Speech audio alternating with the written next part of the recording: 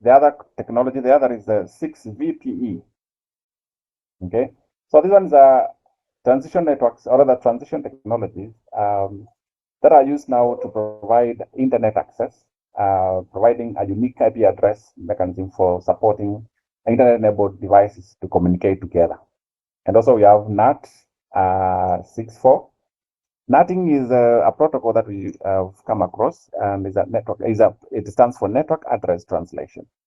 So we use it especially when you're accessing internet at campus level. You have a campus router, and it connects the internal network with the wide area network. So for internal users to access the internet, the internal protocols will need to be mapped to a public IP, right? So to map that, we need to perform what we call NATing, Network Address Translation. So we are used to the IPv4 NATing, where we translate an IPv4, a private IPv4 address to a public IPv4 address. But now for NAT 6.4 is where we are NATing both IPv4 and IPv6 addresses. Say, for example, your public interface, that is your interface that is giving you internet, or rather connecting your router to the internet service provider, is running IPv6, but internally you're running IPv4. So you can use NAT 6.4 to transit, or rather to connect your IPv4 network to an IPv6 network and perform NATing. Okay, so these are transition technologies. We're going to discuss them in details. Then we are going to look at other enhanced features of IPv6. We're going to look at the future of routing. Let me use that word. That is segment routing. Segment routing is, let me use the word next generation routing protocol. Next generation routing protocol is an intelligent routing protocol which helps us to reduce delay, reduce the latency that it takes to connect different parts of the internet. Especially used to connect large networks, large routing networks. It's especially used to connect large routing networks. This organization is actually connected either through a service provider, and from the service provider, large routing networks. So we use it especially, for example, to connect large data centers through the internet, and also to connect ISPs to other ISPs. So it's especially used in the internet. So we'll look at the working concepts of SRv6, that is segment routing version 6. So this is used, the segment routing that uses IPv6 technologies. We're going to look at the packet formats and the working principles, and we're going to look at different architectures that are used to deploy segment routing version 6. That is segment routing version 6 best effort, and segment routing version 6 transport engineering. Okay, yeah. Then we're going to look at other enhanced technologies in IPv6, that is Flex-E based network slicing. We're going to look at scenarios of how to perform network slicing. We're going to look at other management and measuring tools that are used to measure things like performance within the network. For example, we're going to look at the iFit. So we're going to look at this tool is used now to measure things like packet loss and also delay within the network. So it's used especially to ensure that our networks provide the services they intended for. Then we're going to look at WAN technologies. Here we're going to look at technologies like point-to-point protocol and point-to-point protocol over Ethernet.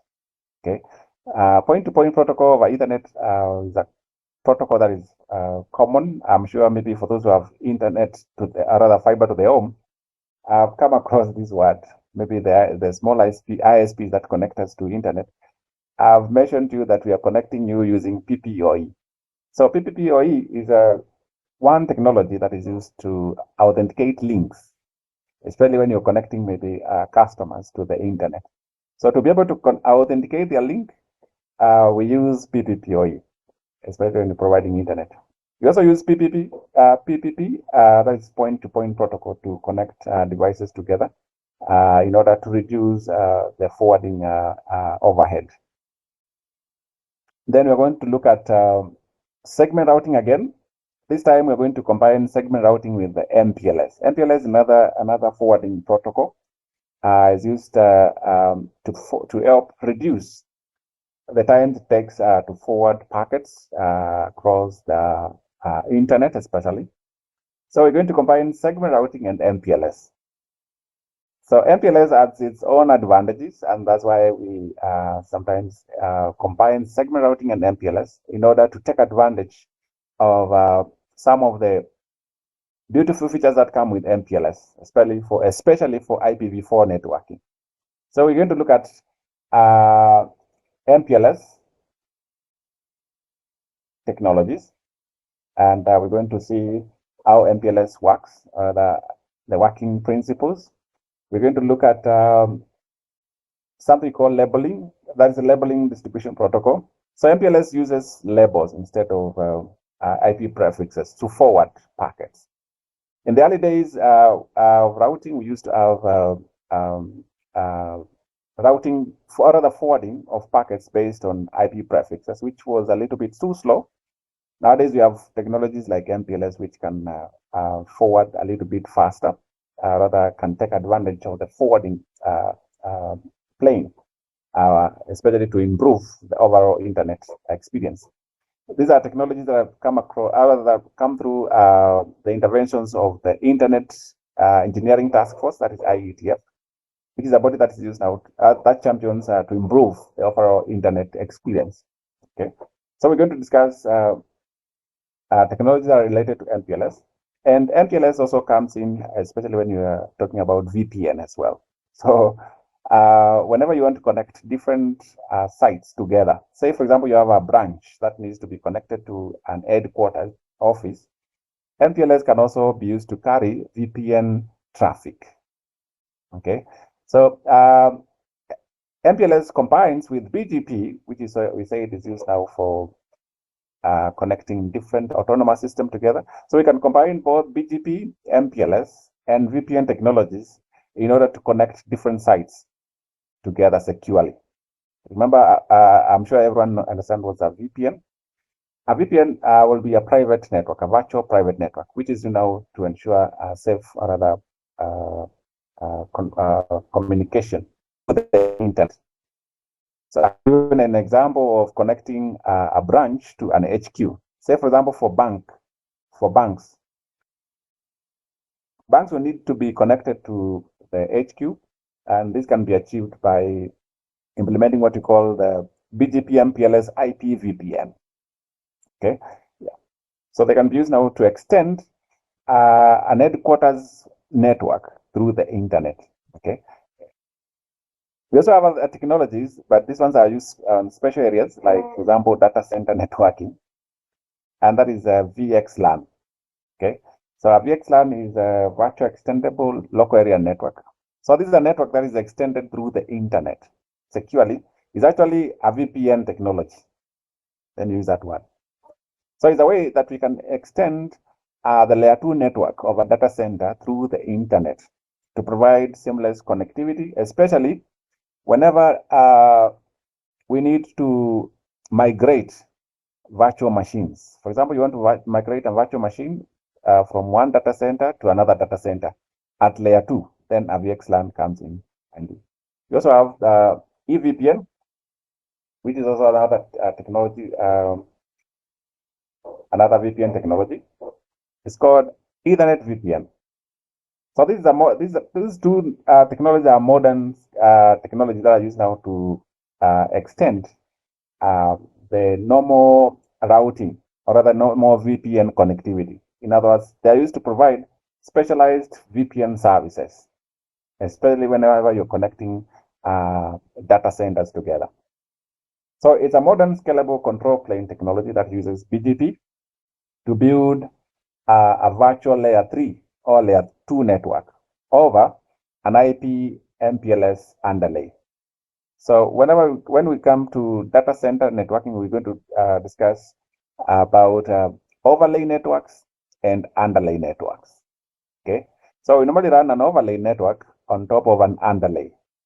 So the underlay network is what we use now for basic BGP, MPLS, IP VPN. Okay, and then the overlay we run VXLAN. So VXLAN is usually used as an overlay network, and then it runs on top of the EVPN. So I've said VXLAN will be used to extend a layer 2 network, especially for data centers, securely, okay, yeah, through the internet. So it acts as the overlay, and then the VPN acts as the underlay network. We are going to discuss other related concepts that are used to support both BGP, MPLS, IPVPN, VXLAN, and EVPN, and that is software-defined technologies. We're going to discuss things like software-defined wide area networking and how they are deployed. Further, we are going to discuss the SDN1 scenarios as well.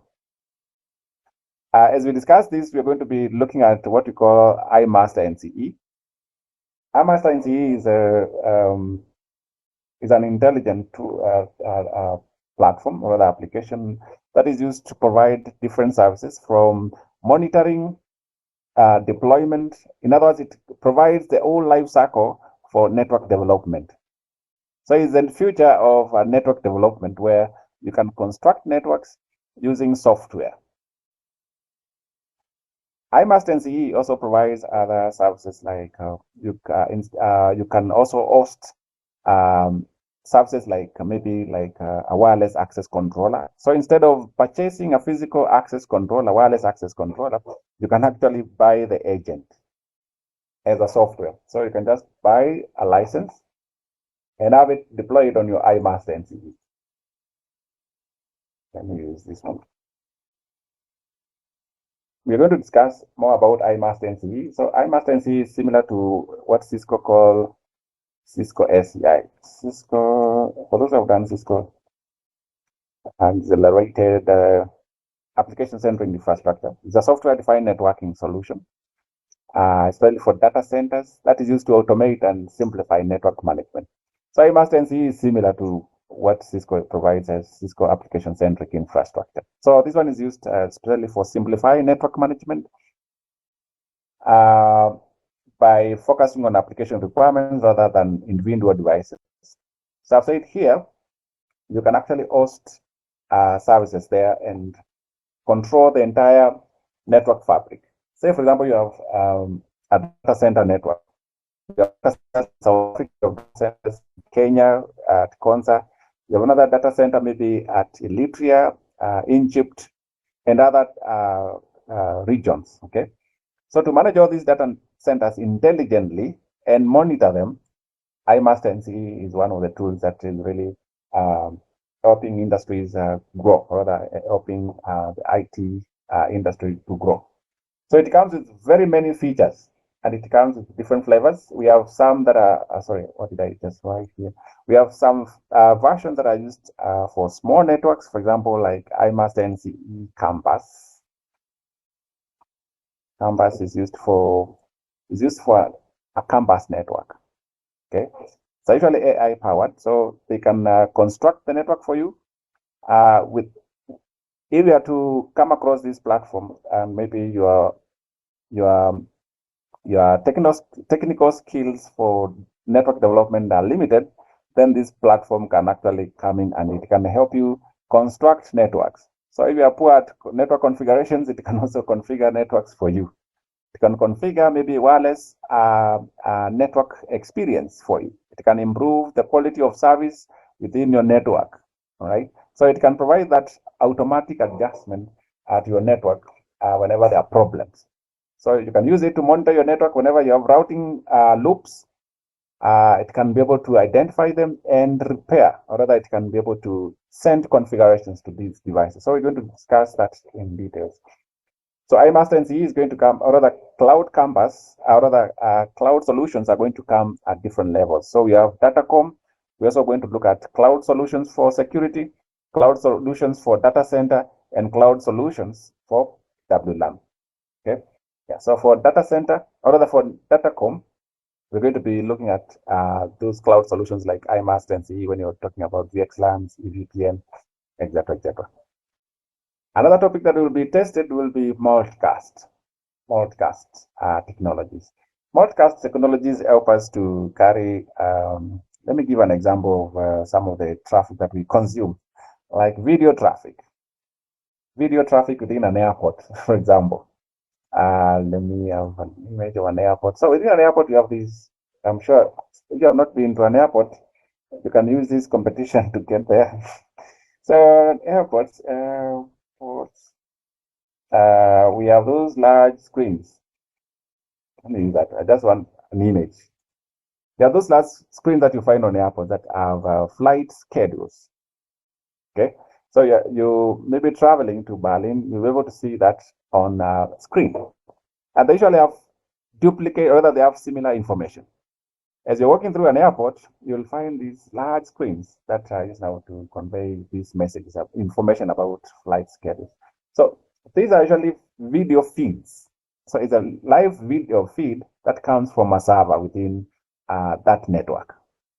So in order to reduce the amount of, rather to reduce the overhead of these videos on the bandwidth that is being used in that network, we can configure multicast communication.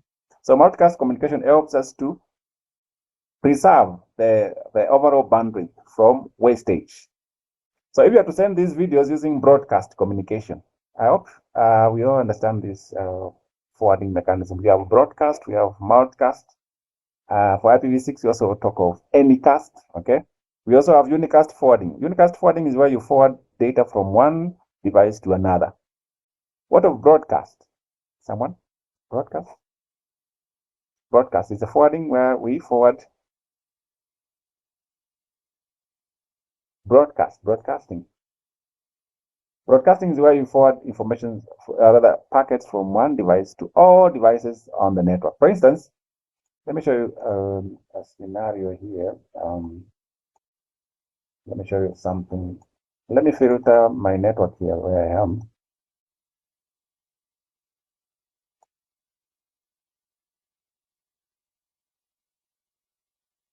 I want to show you a broadcast message.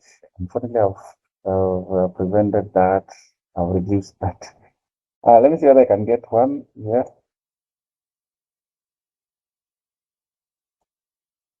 So I said a broadcast message is a message that is sent from one device to all devices on the network, right?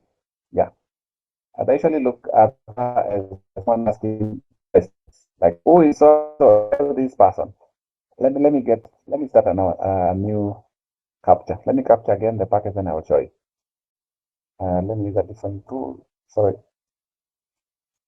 Let me capture some packets for you, then I will show you what is a broadcast. So I've said broadcasting is where you send messages from one device to all the devices. Okay, you send to everyone. Multicast is a communication where we send information to specific devices that belong to the multicast group. For instance, if you have a server within this airport and you have this screen, so that server will be sending these multicast packets to specific devices. Okay, yeah, all right, yeah. So that's what multicast comes in. I've just given it as an idea of what is multicast communication. We have some who use Netflix. So Netflix is another application that uses this kind of technology, multicast. Okay, yeah. Netflix is popular for video streaming. So Netflix also uses this concept of multicast communication. So on ISP networks, for example, like Safaricom, all these ISPs provide this support for this type of packets. They are specialized packets. Okay, yeah, we're going to discuss that, and we're going to look at the multicast protocols, like for example, IGMP. IGMP stands for Internet Group Management Protocol. Okay, and we're also going to look at another protocol known as PIM protocol. It's also is a protocol that is used now for supporting multicast. communication or the multicast routing. Stands for protocol independent multicast. So these are usually a suite of multicast routing protocols that efficiently deliver data from one source to many receivers. Okay, we are going to see the working mechanism when we get there. Now, another area we're going to look at is network security technologies. Okay, this is still under datacom. So at switching level and routing level, we're going to look at some of the hardening technologies. Let me use network hardening technologies to ensure that we do not have problems within a network. So some of the concepts that we're going to look at are going to be based on switching, or rather Ethernet switching. For instance, we're going to look at concepts like port isolation. Okay, port isolation is a concept that we use on our networks to ensure that physical devices that are connected to a switch do not communicate with each other. Okay, for instance, you may have a network switch which connects a building floor where users sit. Maybe you have a device there, maybe a printer, and you do not want these users to connect or rather to access that switch, or rather to connect that to access that printer. So one way of doing that is implementing port isolation. You isolate those ports so that they do not see each other at layer 2. In other words, they don't learn about each other at the data link layer. Okay. Yeah. We also have another switching security technology, and that is MAC address table security. So to prevent your MAC address table from changing frequently, because we can also have problems within your network. Maybe your network is flapping due to faulty connections, or maybe due to other factors, which are triggering your MAC address to change frequently. So to prevent your MAC address from changing frequently, which can affect your the forwarding of data, then we implement MAC address table security. We also have port security, which is sometimes used to minimize the number of MAC addresses that can be learned within a particular port. Okay, port security. Say, for example, you have these users who create hotspots on their laptops. I'm sure everyone has come across this one. Maybe you do not have a wireless router, but you have a physical cable connecting your laptop, and maybe you want to create an hotspot. So to prevent that, maybe within a network, you want to prevent users from creating additional services on your physical switches, then you can configure port security. So port security will minimize the number of MAC addresses that can be learned on a particular physical port of a switch. Okay, yeah. Then we have MAC address flapping prevention and detection. We also have MAC security, switch traffic control. All these will be able to discuss them. We also have something called DHCP snooping. DHCP snooping helps us to prevent users within your network from creating another DHCP server. So you're preventing other unknown DHCP servers from being established within your network, because that is possible. Okay, and then you have IP source guard. We're going to discuss all these technologies that are used to protect our network. Then we're going to discuss also something about network access control. I'm sure some have gone for attachment in some offices where when you want to log in or when to have to access Wi-Fi within that area, you have to go through a web page, fill your details, then you can access Wi-Fi. And that is what we call network access control. So you have a protocol we call 802.1x authentication, which is used now to authenticate users. Sometimes you have portal authentication page that appears. For example, for those who use eduroam in their campuses.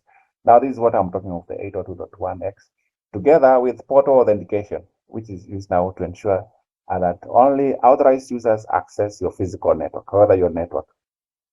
Okay, yeah. Then we're going to look at the next topic will be network reliability and network optimization technologies. So to optimize our network, for example, to increase bandwidth or to increase high availability of our networks, then we need to understand something about network reliability. So here we're going to look at protocols like, for example, VRRP. VRRP stands for Virtual Router Redundancy Protocol. Virtual Router Redundancy Protocol. Okay, so this one is used especially when you want to virtualize several devices, several routing devices, in order to provide redundant services. I'm going to be using ENSP, that is the Enterprise Network Simulation Platform. Allow me to get ENSP so that I show you what I mean practically. Today we'll be just going more of like an overview. I've been giving an overview of what we're going to be learning. So assuming you have, let me use access controllers. These are wireless access controller, which is used to provide wireless services. Assuming you have two of them in your physical network. Okay. Yes, you have two of them, and then they're connected to a switch. Maybe this is your core switch. You can buy a powerful core switch here and put it here, and also some routers. Maybe I just want to show you the logical aspects of how this works. So these are connected together in this manner. Let me just have some connections here. Okay, they are all connected together that way. So assuming this is our router, I hope I'm not having so tiny diagrams. Okay, I hope everyone can see it. So your users are down here. Let me get a smaller switch, an aggregation switch. Let me clear my screen out here. Assuming I have my users down there, and you can also buy some wireless access points. Wireless access points are used for accessing internet. Let me get you a nice diagram. Let me get a nice diagram because it's a little bit of a mess. Let me get a nice diagram. Just hold on. I'll share some of these topologies as we continue, so no need to worry. I'm going to get VRRP. Okay, so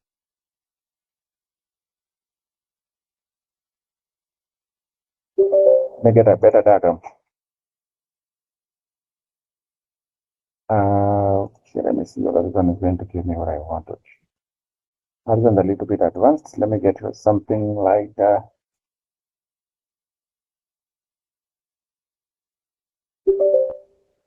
okay, this one's better.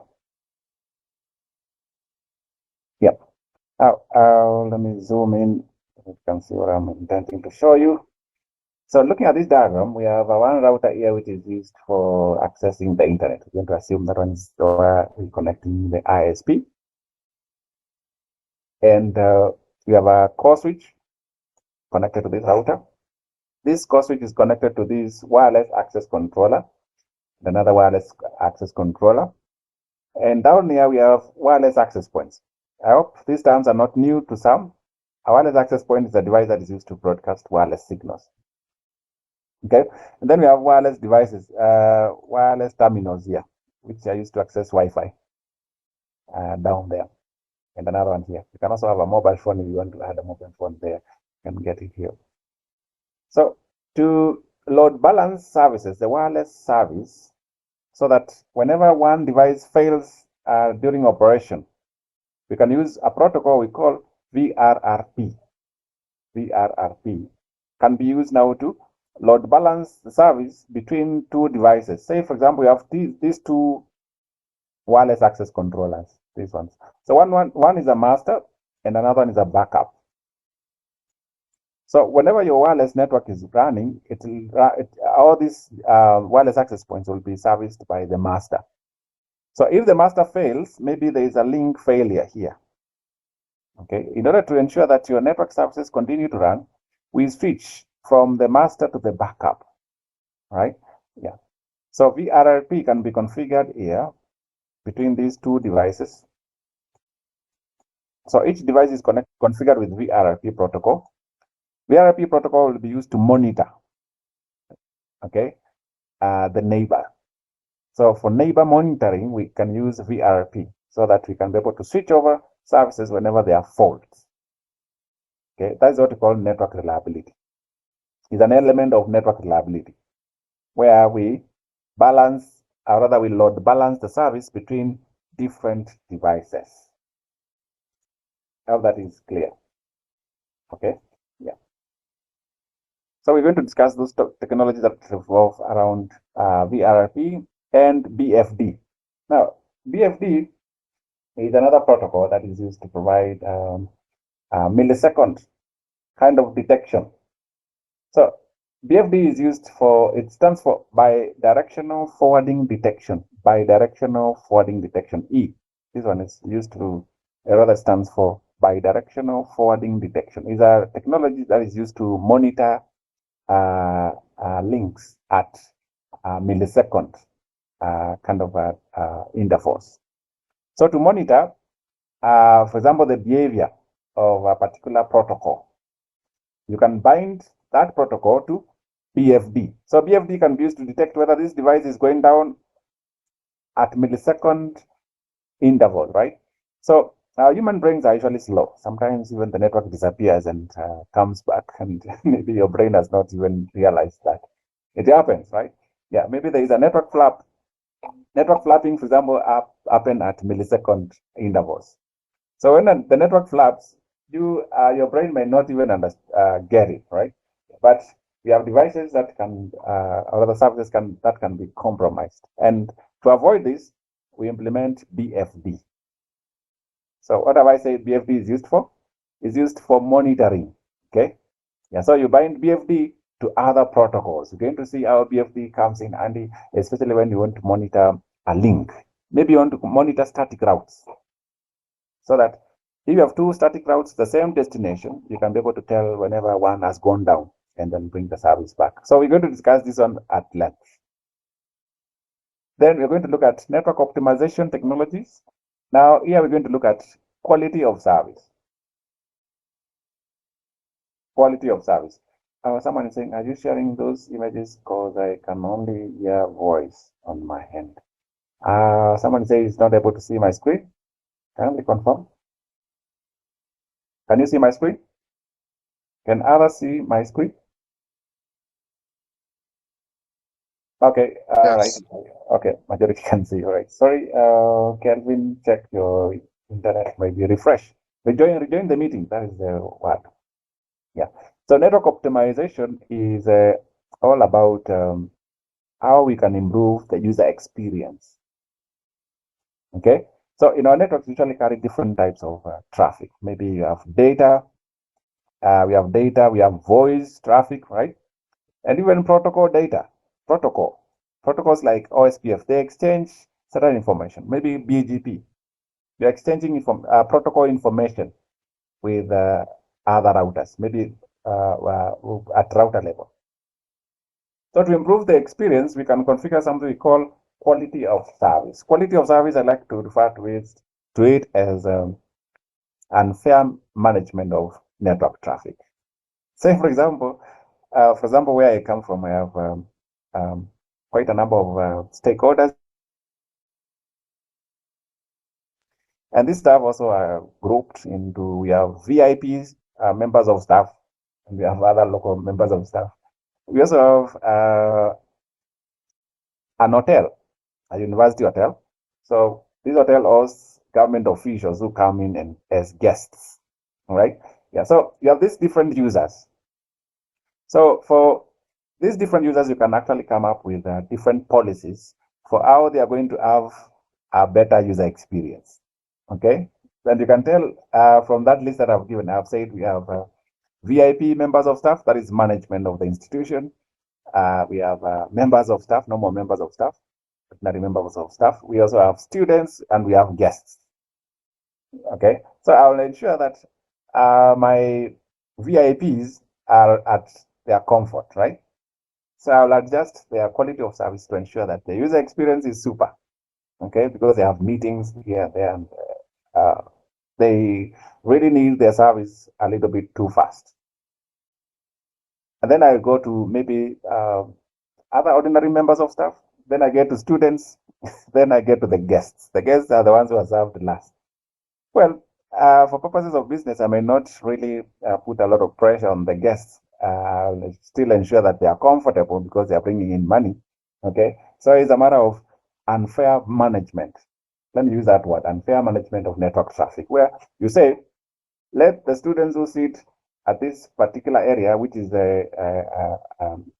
not intended for students, get the worst experience. So that if a student goes and accesses Wi-Fi near the office of the vice chancellor, for instance, they should get the worst.